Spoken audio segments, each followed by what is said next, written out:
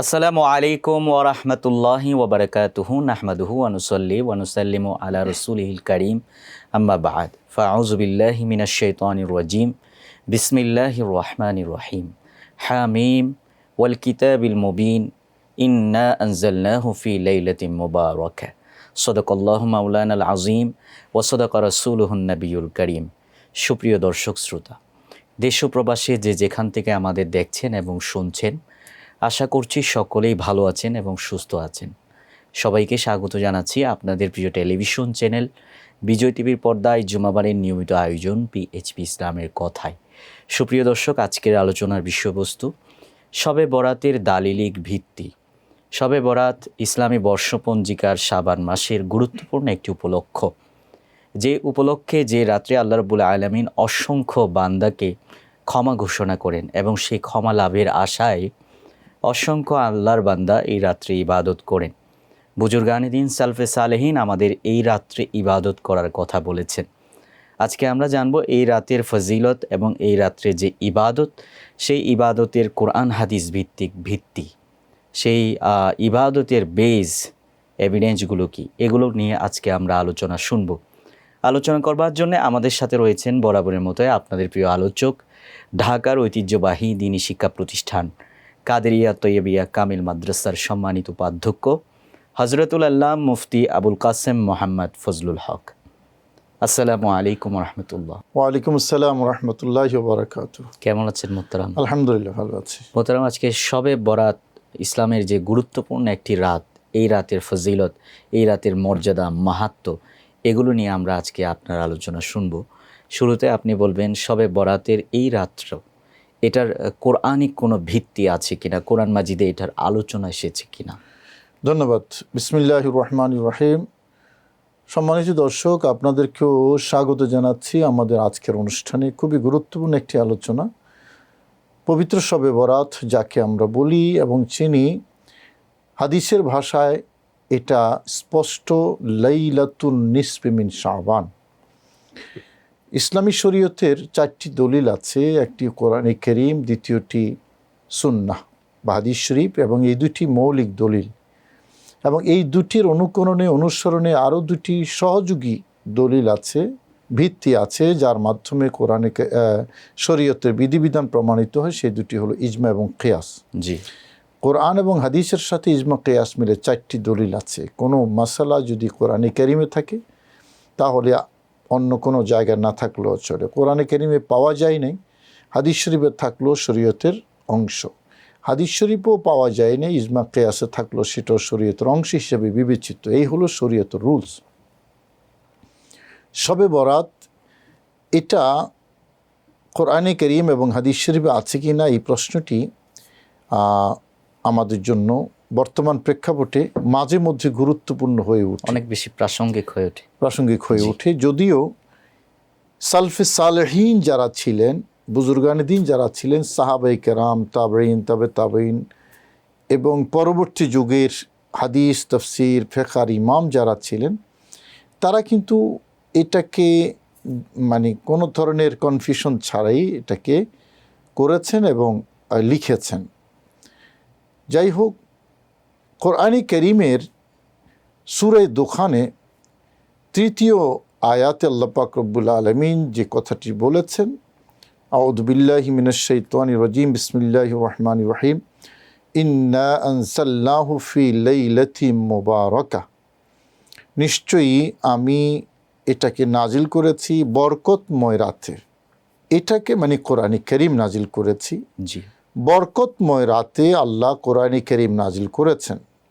প্রশ্ন হলো, বরকতময় রাত লাইলাতুম মুবারাকা দ্বারা কোন রাতকে বোঝানো হয়েছে?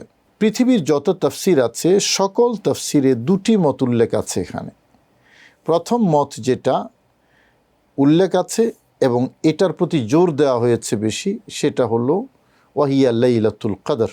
লাইলাতুম মুবারাকা হলো লাইলাতুল কদরের রাত, শবে কদর যাকে আমরা বলি। এবং তার পেছনে দলিল যেটা ইন্না আনজালনাহু ফি লাইলাতিল কদর, সূরা কদরের আয়াত।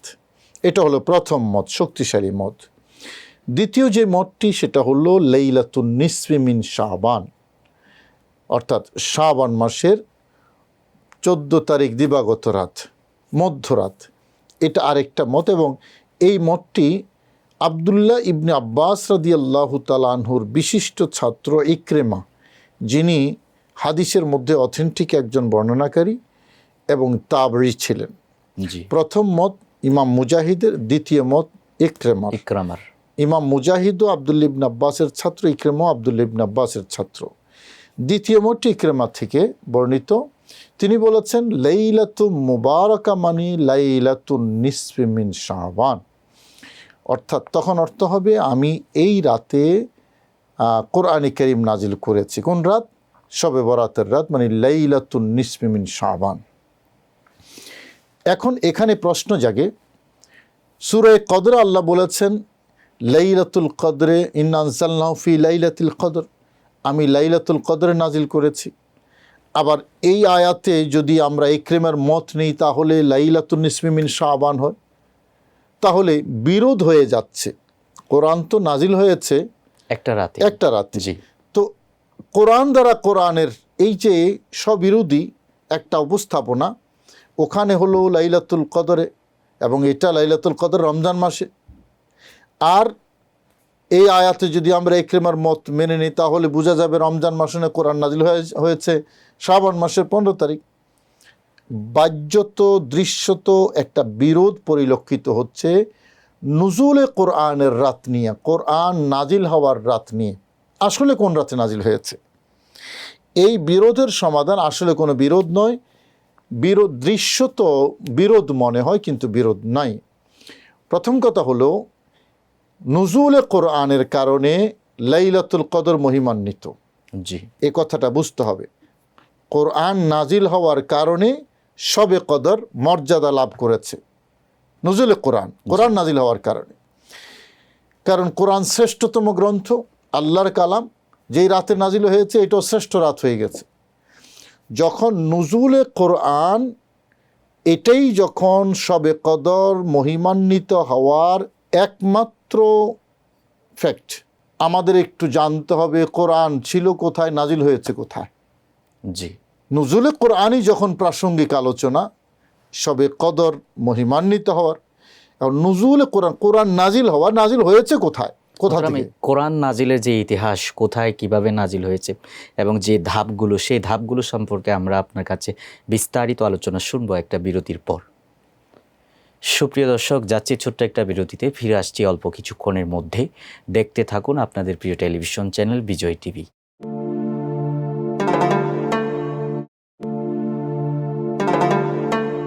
ফিরে এলাম বিরতির পর। সবাইকে আবারও স্বাগত জানাচ্ছি আপনাদের প্রিয় টেলিভিশন চ্যানেল বিজয় টিভির পর্দায় জুমাবারের নিয়মিত আয়োজন পিএইচপি ইসলামের কথায়। সুপ্রিয় দর্শক, আলোচনা চলছিল আজকে শবে বরাতের দালিলিক ভিত্তি বা প্রমাণ, এটা নিয়ে, এবং চমৎকার আলোচনা করছিলেন আমাদের মোহতারাম আলোচক হজরতুল আল্লাহ মুফতি আবুল কাসেম মোহাম্মদ ফজলুল হক। আমরা মোহতারামের কাছে চলে যাচ্ছি। মোহতারাম, বিরতির আগে যেই কোরআন নাজিলের যে প্রসঙ্গ, আল্লাহ রাব্বুল আলামিন সূরা দুখানের মধ্যে বরকতময় রাত্রে কোরআন নাজিল করেছেন, এটাও বলেছেন। আবার লাইলাতুল কদরের মধ্যে কোরআন নাজিল করেছেন, এটাও বলেছেন। তো বাহ্যত দুটো আয়াতের মধ্যে যে সংঘর্ষ মনে হচ্ছে, এই সংঘর্ষের সমাধান নিয়ে বলছিলেন এবং কোরআন নাজিলের যে ইতিহাস স্তর, সেগুলো নিয়ে বলছিলেন। জি, আমরা কোরআনে কারীম কোথায় আছে, কোথা থেকে নাজিল হয়েছে, এটা যদি আমরা দালিলিক আলোচনা করি তাহলে কোরআন আমাদেরকে সে কথাই বলছে, বাল হুয়া কোরআনুম মাজিদ ফি লাউহিন মাহফুজ। জি, কোরআনে মাজিদ লৌহে মাহফুজের মধ্যে আছে। তাহলে আমরা বুঝে গেলাম কোরআন লৌহে মাহফুজ থেকে নাজিল হয়েছে। আর নাজিল হয়েছে কোথায়, এটা আরেকটা প্রশ্ন। জি, তো তাফসিরে রুহুল মাআনি সহ পৃথিবীর মধ্যে অনেক তাফসিরে কোরআন নাজিল হওয়ার যেই পর্যায়, সে পর্যায়গুলো আলোচনা করেছেন। ইমাম আলুসি রহমতুল্লাহ আলী তাফসিরে রুহুল মাআনিতে লিখেছেন কোরআন দুইটা স্তরে নাজিল হয়েছে। প্রথম স্তর লৌহে মাহফুজ থেকে নাজিল হয়েছে আপনার প্রথম আসমানে বাইতুল ইজ্জতে। জি, এটা আল্লাহর ঘর, মসজিদ।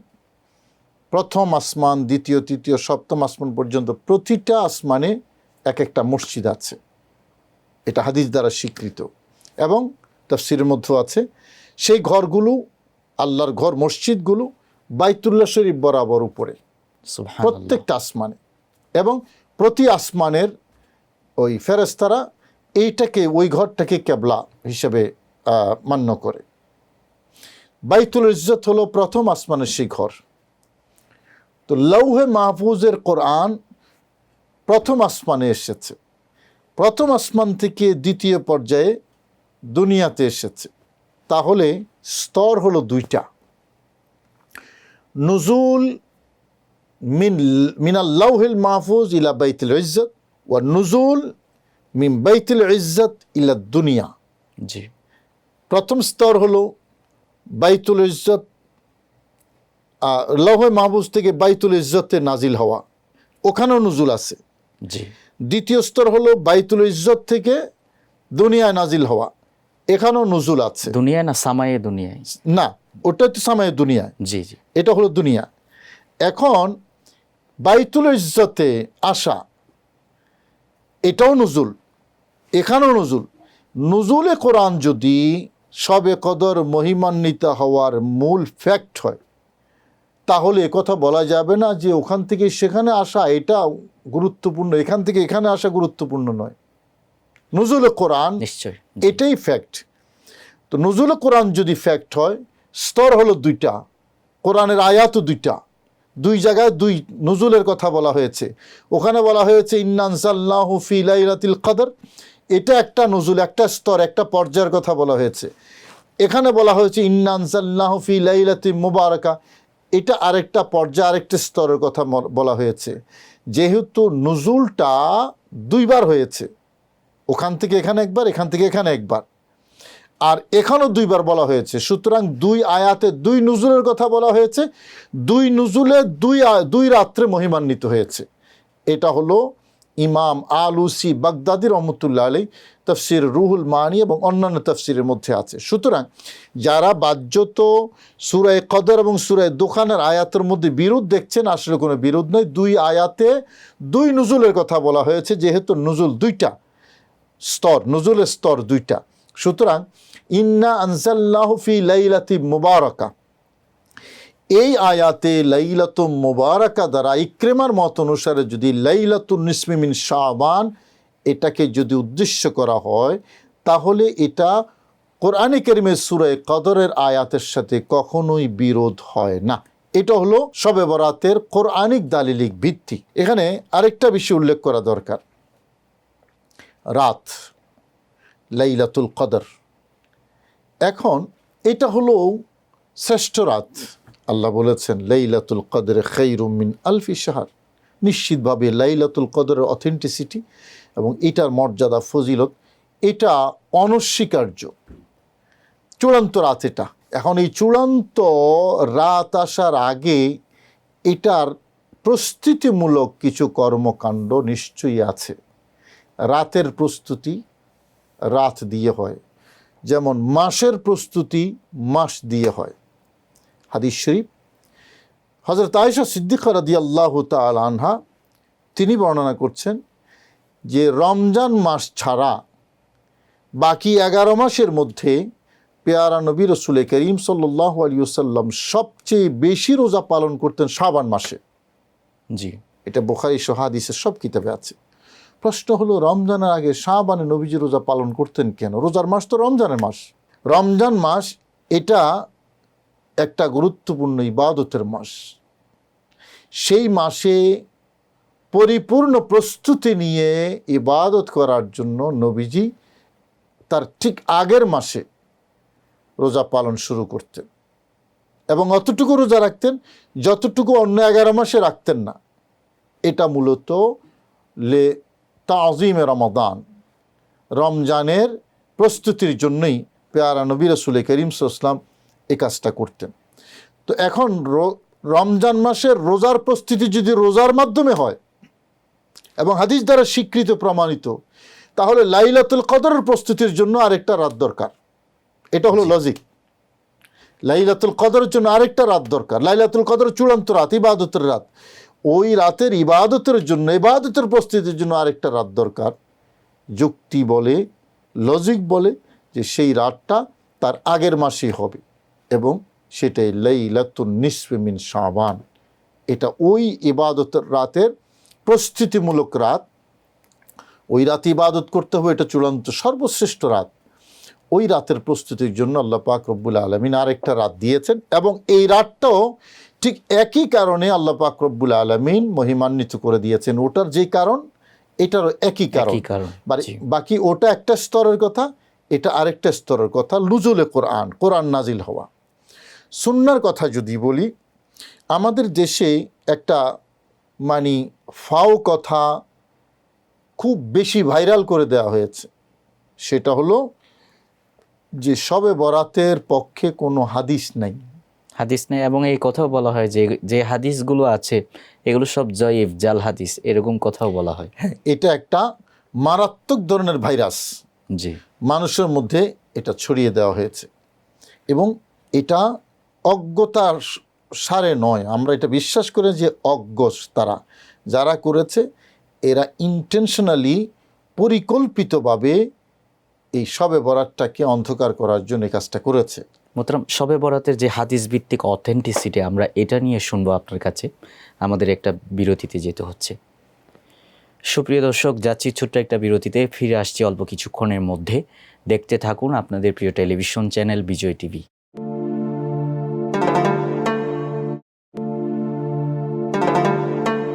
ফিরে এলাম বিরতির পর। সবাইকে আবারও স্বাগত জানাচ্ছি আপনাদের প্রিয় টেলিভিশন চ্যানেল বিজয় টিভির পর্দায় জুমাবারের নিয়মিত আয়োজন পিএইচপি ইসলামের কথায়।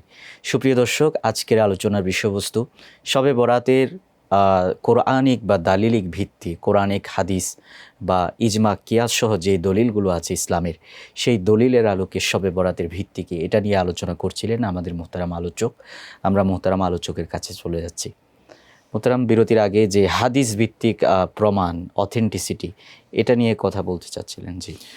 তো যারা বলে যে এখানে কোনো হাদিস নেই, অথবা যা আছে সব জাল জয়ীফ হাদিস, এটা পরিকল্পিত একটা ষড়যন্ত্র, এবং এই ষড়যন্ত্র, এটা শয়তানি ষড়যন্ত্র। শয়তানি এজন্য বললাম, কারণ শবে বরাতে মানুষ ইবাদত করে। জি। তো ফতোয়া দিয়ে ইবাদত থেকে বিমুখ করে দেওয়া, এটা ঈমানদারের কাজ না। ইবাদত সহ্য করতে পারে না শয়তান। জি। যারা ইবাদতের রাতের বিরুদ্ধে ফতোয়া দিয়ে মানুষকে ইবাদত থেকে দূরে সরে আনে, এটা হলো শয়তানি ষড়যন্ত্র, শয়তানি কাজ। কথাটা এই জন্য বললাম, কারণ শবে বরাতের সপক্ষে সহি হাদিস, হাসান হাদিস যে আছে, এটা কিন্তু তারাও জানে। একটা দুইটা হাদিস নয়, অনেকগুলো হাদিস, অথেন্টিক হাদিস আছে। কোরআনে কারীমের রেফারেন্স তো আমি বললামই, একরামার হাদিস। যদি ধরে নেই ঠিক আছে, একরামার কথা মানবো না, শক্তিশালীতেই নেব, তাহলে নবীজির অথেন্টিক হাদিস কোথায় যাবে? হাদিস শরীফে যখন আছে, কোরআনে সাপোজ ধরে নিলাম কোরআনে কারীমের মধ্যে নেই, হাদিসের মধ্যে তো আছে। আমি কয়েকটি হাদিস এখানে কোট করতে চাই। সবচেয়ে গুরুত্বপূর্ণ যে হাদিসটি শবে বরাতের ফজিলত, মর্যাদা, অথেন্টিসিটি প্রমাণ করার জন্য মোর এনাফ, সেটা হলো হযরত মুআজ বিন জাবাল রাদিয়াল্লাহু তাআলা বর্ণনা। ইমাম বাইহাকি রহমতুল্লাহ আলাইহি, জগৎ বিখ্যাত হাদিসের ইমাম, তিনি শুআবুল ঈমানের মধ্যে, ইমাম সুয়ুতী রহমতুল্লাহ আলাইহি আদ-দুরুল মনসুরের মধ্যে, ইমাম তাবারি রহমতুল্লাহ আলাইহি ওনার তাফসিরের মধ্যে, তাফসির যত গ্রন্থ আছে, এই আয়াতের তাফসিরে, সূরা দুখানের আয়াতের তাফসিরে প্রায় সবাই উল্লেখ করেছেন এই হাদিসটা। মুআজ বিন জাবাল রাদিয়াল্লাহু তাআলার হাদিস। তিনি রাসূল করিম সাল্লাল্লাহু আলাইহি ওয়াসাল্লাম থেকে হাদিস বর্ণনা করেন। নবীজি বলেছেন, ইয়াত্তালিউল্লাহু ফি লাইলাতিন নিসফি মিন শাবান, আল্লাহ পাক রব্বুল আলামিন শাবান মাসে আল্লাহর রহমত বারিত করে দেন সৃষ্টির জন্য। ফায়াগফিরু লিজামি খালকিহি ইল্লা লিমুশরিকিন আও মুশাহিন, আল্লাহ তার সমগ্র সৃষ্টিকে ক্ষমা করে দেন, মুশরিক এবং মুশাহিন ব্যতীত। মুশরিক যারা শিরক করে, আর যারা মুশাহিন হলো যারা বিদ্বেষ পোষণ করে। এই মুশরিক এবং মুশাহিন ব্যতীত আল্লাহ তার সৃষ্টিকে ক্ষমা করে দেন। এই যে হাদিসটি, এই হাদিসটি ইমাম বাইহাকি রহমতুল্লাহ আলাইহি বর্ণনা করেছেন, এবং যারা শবে বরাত বিরোধী তারাও এই হাদিসটাকে অথেন্টিক বলে মেনে নিয়েছে। প্রশ্ন হলো, এই হাদিসটি থাকার পরেও এখানে কি বলেছেন? ফায়াগফিরু, মেনশন করেছেন লাইলাতুন নিসফি মিন শাবান, 365 দিনের মধ্যে এই রাতকে কেন মেনশন করেছেন নবীজি? জি, যদি এই রাতের মধ্যে কিছু না থাকতো তাহলে অথেন্টিক হাদিসে এই রাত কেন মেনশন করেছেন?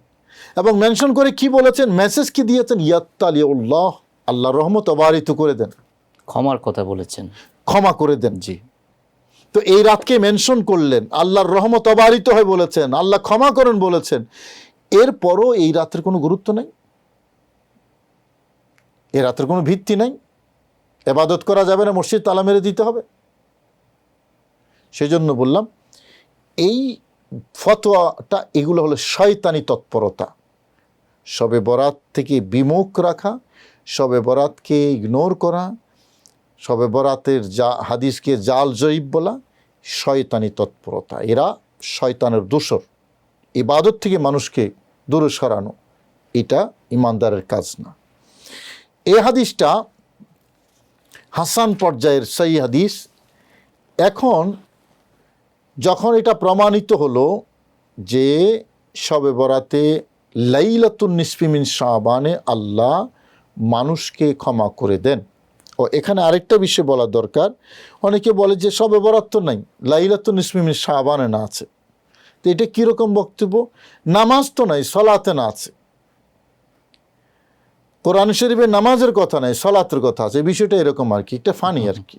জি, নামাজ এটা হলো ফার্সি শব্দ, সালাত হলো আরবি শব্দ। তো যেটা সালাত, এটাকে আমরা কথ্য ভাষায় নামাজ বলি, নো প্রবলেম, এটা তো কোনো অসুবিধা নেই। তো যেটা লাইলাতুন নিসফি মিন শাবান, এটা আমরা আরবি এবং ফার্সি মিলে শবে বরাত প্রচার হয়ে গেছে, কোনো সমস্যা নেই। এটা চিহ্নিত করার জন্য, এটাকে নির্দিষ্ট করার জন্য এক এক দেশে এক একটা নাম। আমরা যেটাকে ঈদে মিলাদুন্নবী বলি, এটাকে ইন্দোনেশিয়া বা মালয়েশিয়ার মধ্যে চিনকা নবী বলে, চিনকা রসুল বলে। এটা বললে তো শবে কদরও খুঁজে পাওয়া যায়। শবে কদরও খুঁজে পাওয়া যায়। আমরা যে শবে কদর পেপার পত্রিকায় যে আমরা বলি, শবে কদরও খুঁজে পাওয়া যায়। বহু নাম আছে, বহু শব্দ আছে। সুতরাং লাইলাতুন নিসফি মিন শাবান বললে সাধারণ মানুষ বুঝবে না, আমাকে শবে বরাতে বলতে হবে। এইটাই অথেন্টিক, এটাই আছে, এটাই হলো আমার রাত, এটার নাম শবে বরাত, এটার নাম শবে কদর। হাদিসের মধ্যে পেয়ারা নবী রাসূল করিম সাল্লাল্লাহু আলাইহি ওয়াসাল্লাম লাইলাতুন নিসফি মিন শাবান মেনশন করে দিয়েছেন, তখন আমাদের বুঝতে হবে এখানে কিছু একটা আছে। নয়তো 365 দিন থেকে নবীজি আলাদা করে এটা বলেন না, বলতেন না, বলবেন না। সেটা লাইলাতুন নিসফি মিন শাবানে নিশ্চয়ই ফজিলত আছে। ফজিলতটা কি?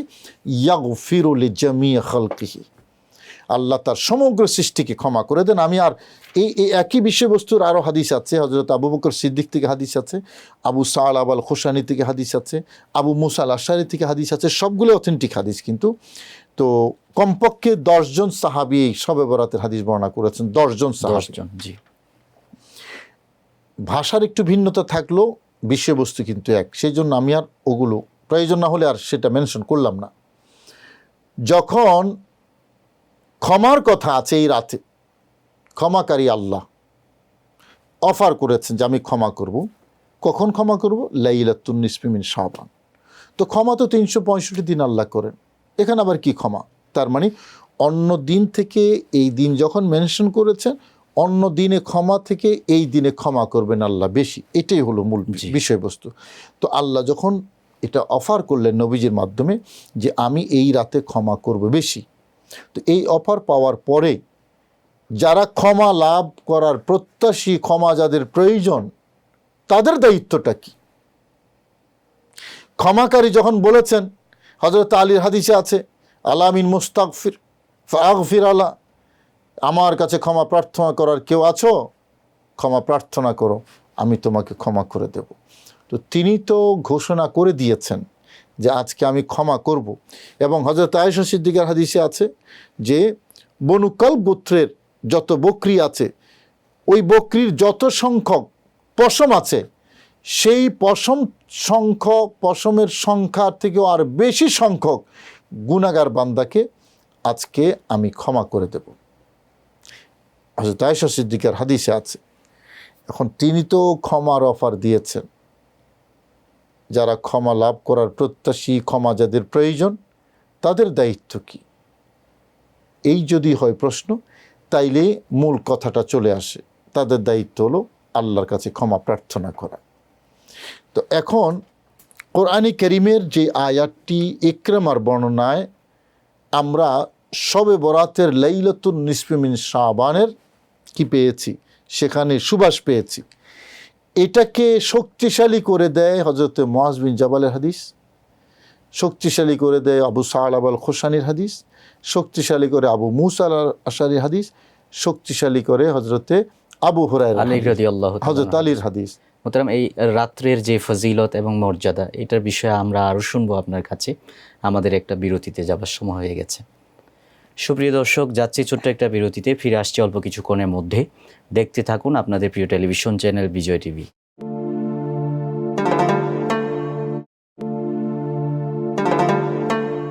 সুপ্রিয় দর্শক, ফিরে এলাম বিরতির পর। সবাইকে আবারও স্বাগত জানাচ্ছি আপনাদের প্রিয় টেলিভিশন চ্যানেল বিজয় টিভির পর্দায় জুমাবাড়ির নিয়মিত আয়োজন পিএইচপি ইসলামের কথায়। আজকের আলোচনার বিষয়বস্তু শবে বরাতের দালিলিক ভিত্তি, এবং এই টপিকের উপর চমৎকার আলোচনা করছিলেন আমাদের মোহতারাম আলোচক হযরতুল আল্লাহ মুফতি আবুল কাসেম মোহাম্মদ ফজলুল হক। আমরা মোহতারামের কাছে চলে যাচ্ছি আবারও। মোহতারাম, বিরতির আগে হাদিস ভিত্তিক যে আলোচনা করছিলেন, হযরত আলীর হাদিস বলেছেন, আবু বকর রাদিয়াল্লাহু তাআলার হাদিস, হযরত সা'লাবা রাদিয়াল্লাহু তাআলার হাদিস, তো আর কিছু আছে কি না এই ব্যাপারে? না, শুধু হাদিস নয়, জি, আমি তো কোরআনে কারীমের তাফসীর দিয়েছি, তারপরে হাদিস শরীফ দিয়েছি। আমরা জানি কোরআনে কারীমে যা আছে নবীজি হাদিসে সেটাকে প্রকাশ করেছেন। হাদিস মূলত, হাদিসকে বলা হয় কাশিফুল কোরআন, কোরআনের যেই বিষয়বস্তু এটাকে স্পষ্ট খোলাসা করে দেয় হাদিস শরীফ। নবীজির হাদিস হলো কোরআনের ব্যাখ্যা, কোরআনের তাফসীর। কারণ হাদিসের মধ্যে যখন লাইলাতুন নিসফি মিন শাবানকে মেনশন করা আছে, তখন আমাদের বুঝতে হবে কোরআনে কারীমের কোথাও না কোথাও এটার ইন্ডিকেশন আছে। হয়তো আমার চোখে পড়েনি, নবীজি সেটাকে মুক্ত করে দিয়েছেন। ইকরামার বর্ণনাটা আমরা দেখলে আমাদের কাছে স্পষ্ট হয়ে যায়। মূলত লাইলাতুল মুবারাকার লিঙ্ক যেটা, এটাই মূলত লাইলাতুন নিসফি মিন শাবানে হাদিসের মধ্যে এসেছে। জি, আমি তো কোরআন এবং হাদিসের কথা বললাম, এর বাহিরে আমরা যদি দেখি বুজুর্গানে দিন যারা নিজের জীবন ওয়াকফ করে দিয়েছেন ইসলামের জন্য, ইসলামিক নলেজের জন্য, কোরআনিক নলেজ প্রচার করার জন্য, প্রফেটিক হাদিস যেগুলো আছে সেগুলোকে পৃথিবীর মধ্যে প্রচার এবং প্রতিষ্ঠা করার জন্য, কার কথা বলবো?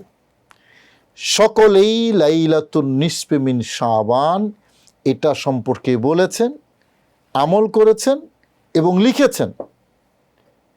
তাদের থেকে তো আমরা বড় হয়ে যাই নাই। জি, ইমাম নসর ইবনে মুজাহিম, তিনি আজ থেকে বহু বছর আগে, 200 হিজরির আগে কিতাব লিখেছেন কিয়ামুল লাইল নামে। শুধু মানে লাইলাতুন নিসফি মিন শাবান নামে বহু ওলামায়ে কেরাম, ওলামা মানে আমাদের মতো ওলামা না, সেই স্বর্ণযুগের ওলামায়ে কেরাম, ওনারা কিতাব লিখেছেন এই শিরোনামে লাইলাতুন নিসফি মিন শাবানের উপরে। আমরা কে? বড় পীর আব্দুল কাদের জিলানী রহমতুল্লাহ থেকে আমরা বড় মানে বুজুর্গ আলেম হয়ে গেছি? নিশ্চয় না। আল্লামা ইমাম শামী রহমতুল্লাহ আলাইহি, ফতোয়ায়ে শামী, আমরা বড় আলেম হয়ে গেছি। তারপরে ইবনে রজব হাম্বলি লাতায়েফুল মাআরিফ, জগৎ বিখ্যাত ইমাম বাইহাকি রহমতুল্লাহ আলাইহি, ইমাম তিরমিজি, ইমাম ইবনে মাজা, তাদের থেকে আমরা বড় হয়ে গেছি। প্রত্যেকেই মানে কোনো না কোনো কিতাবের মধ্যে লাইলাতুন নিসফি মিন শাবানের ফজিলত বর্ণনা করেছেন, লাইলাতুন নিসফি মিন শাবানের কথা বলেছেন। যখন সাহাবাই কেরাম 8-10 জন সাহাবী যখন এই সংক্রান্ত হাদিস বর্ণনা করেছেন, তো বলবেন না কেন সবাই? এবং তাফসিরের কথা যদি বলি, তাফসির কোনটাতে নাই? এই সূরা দোখানের এই আয়াত 3 নম্বর আয়াতের ব্যাখ্যায় পৃথিবীর সকল তাফসিরের মধ্যে এই হাদিসগুলো এনেছেন। প্রশ্ন হলো, এত হাজার হাজার আয়াতের মধ্যে এখানে কেন হাদিসগুলো উল্লেখ করেছেন? তার মানে লাইলাতুন নিসফি মিন শাবানের কিছু একটা লাইলাতুল মুবারাকার সাথে লিঙ্ক আছে, এবং সে কারণেই বলেছেন। তাফসির কুরতুবি বলি, তাফসির ইবনে কাসির বলি, তাফসির রুহুল মানি বলি, তাফসির রুহুল বয়ান বলি, এরকম তাফসির আবু হাইয়ান বলি, বাহারে মুহিত, মানে পৃথিবীর মধ্যে যত তাফসির আছে প্রাচীন আধুনিক সকল তাফসিরে তাবারি উম্মুত তাফাসির বলা হয়, অনেকগুলো হাদিস সেখানে উল্লেখ করেছেন। যেটা আপনি বলেছেন জাল হাদিস, হ্যাঁ, যে কোনো ইস্যু নিয়ে দুষ্ট চক্র বিভিন্ন যুগে জাল হাদিস তৈরি করতে পারে। এখন জাল হাদিস একটা ইস্যুতে জাল হাদিস তৈরি করেছে বলেই অথেন্টিক হাদিস দ্বারা, অথেন্টিক রেফারেন্স দ্বারা প্রমাণিত এটা নাই হয়ে যাবে। নামাজ সম্পর্কে কত জাল হাদিস তাহলে আছে। নামাজ, যেটা কোরআন এবং হাদিসে, কোরআনে জায়গায় জায়গায় নামাজের কথা আছে, নামাজ সম্পর্কে হাজার হাজার জাল হাদিস দুষ্টচক্র তৈরি করে নেই। এখন আমি যদি জাল হাদিস আইনা এখানে বলে নামাজ জাল হাদিস দ্বারা প্রমাণিত, নামাজ, এটা শয়তানি তৎপরতা। জি নিশ্চয়, এইটাই শয়তানি তৎপরতা। তুমি জাল হাদিস দেখলা, সহি হাদিস দেখলা না, তোমার চোখে ওটা ধরা পড়লো, এটা ধরা পড়লো না, ওটা কেন নিয়ে আসতেছো, ওটা বাদ দাও, ওইটা তো আউট অফ সাবজেক্ট, ওটা আমার সাবজেক্ট না, আমি জাল নেব না, এটা জালেই। এটা নামাজ সম্পর্কে হোক আর শবে বরাত সম্পর্কে হোক, কোনো জায়গায় গ্রহণযোগ্য না। আমার গ্রহণযোগ্য কোনটায়? শরীয়তের দলিল দ্বারা প্রমাণিত যেটা, আমি এটা নেব, এটার আলোকে আমি কথা বলবো, এটার আলোকে আমি গ্রহণ করব। যখন ইমাম বাইহাকি অথেন্টিক হাদিস বর্ণনা করেছেন, ইমাম তিরমিজি শরীফে বর্ণনা করেছেন, বাবু মা জা আফি লাইলাতুন নিসফি মিন শাবান, এই হলো শিরোনাম। জি, লাইলাতুন নিসফি মিন শাবানে কি বর্ণিত হয়েছে, ইমাম তিরমিজি বলছেন কি বর্ণিত হয়েছে, তার মানে লাইলাতুন নিসফি মিন শাবানে কিছু একটা আছে, এটা ইমাম তিরমিজির বক্তব্য। আর তুমি বলছো কিছুই নাই। হু আর ইউ? ইমাম তিরমিজির তুলনায় কি মূল্য আছে আমার? আমি বলতেছি নাই, উনি বলতেছেন আছে। গৌসে পাক আব্দুল কাদের জিলানীর তুলনায় কি হাইসিয়ত আছে আমার? আমি বলছি নাই, ওনারা বলেছেন আছে। ইবনে মাজা বলেছেন আছে, আমি বলছি নাই। ইমাম বাইহাকি বলছেন আছে, আমি বলছি নাই। ইমাম তাবারি রহমতুল্লাহ বলছেন আছে, আমি বলছি নাই। ইমাম কুরতুবী বলছেন আছে, আমি বলছি নাই। ইবনে হাজার আসকালানী বলছেন আছে, আমি বলছি নাই। ইমাম সুয়ুতি বলছেন আছে, আমি বলছি নাই। আমি কে ওনাদের তুলনায়? লক্ষ লক্ষ হাদিস মুখস্থ ছিল ওনাদের, মানে চষে বেরিয়েছেন রীতিমতো। কোথায় শরীয়তের একটু দলিল আছে অনুসন্ধান করে, অনেকে তো বিবাহ শাদী করেন নাই সারা জীবন, এলমে দ্বীনের চর্চা, এলমে দ্বীনের গবেষণায়। এইরকম এক একটা বিশ্বকোষ এক একজন বলেছেন শবে বরাতের দলিল আছে, শবে বরাতের ফজিলত আছে, শবে বরাতের মর্যাদা আছে, শবে বরাতের রাত আছে। আর এখন এসে আমি ভাইরাস ছড়াচ্ছি, সেই জন্য বলেছি এটা একটা শয়তানি তৎপরতা। ধন্যবাদ মোহতারাম, অনেক সুন্দর আলোচনা করেছেন, অনেকগুলো দলিল দিয়েছেন। আপনাকে আমাদের অনুষ্ঠানের পক্ষ থেকে কৃতজ্ঞতা জানাচ্ছি। জাযাকাল্লাহ। সুপ্রিয় দর্শক, দেখতে দেখতে অনুষ্ঠানের একেবারেই শেষ পর্যায়ে আমরা। আজকের আলোচনার বিষয়বস্তু শবে বরাতের দালিলিক প্রমাণ, এবং চমৎকার আলোচনা করেছেন আমাদের মোহতারাম আলোচক। অসংখ্য হাদিস, কোরআনের আয়াত এবং আইম্মা ইকরামের যে বক্তব্যগুলো তিনি কোট করেছেন, অসংখ্য মুহাদ্দিস, অসংখ্য মুফতি, মুজতাহিদ, উলামা ইকরাম যেখানে শবে বরাতের দলিল খুঁজে পেয়েছেন, কোরআনের দলিল পেয়েছেন, হাদিসের দলিল পেয়েছেন, এবং উম্মতের উলামা ইকরামের অভিমতের আলোকে ওনারা এটা প্রমাণ করেছেন যে শবে বরাত এটা একটা প্রতিষ্ঠিত আমল। এই আমলের কথা আল্লাহর নবীর হাদিসে আছে, এই আমলের কথা বুজুর্গানে দিনের আমলের জিন্দিগির মধ্যে আছে। তাইলে এই রাতটিকে কেন আমরা বিতর্কিত করার চেষ্টা করব? কেন এই রাতের ইবাদতকে আমরা গ্রহণ করব না? এটাই হচ্ছে মূল প্রশ্ন। আল্লাহ রাব্বুল আলামিন আমাদের সবাইকে সঠিক বুঝদান করুন, শবে বরাতের এই রাতের মর্যাদা বুঝবার এবং এই রাতে আমল করে আল্লাহ রাব্বুল আলামিন যে ক্ষমা এবং রহমতের অফার করেছেন, সেই রহমত এবং ক্ষমা লাভ করার সেই তৌফিক যেন আমাদের সবার নসিব হয়, এই প্রত্যাশা রেখে আমরা আজকের মতো বিদায় নিচ্ছি। সকলে ভালো থাকবেন, সুস্থ থাকবেন। আজ এই পর্যন্তই। আল্লাহ হাফেজ। আসসালামু আলাইকুম ওয়া রাহমাতুল্লাহি ওয়া বারাকাতুহু।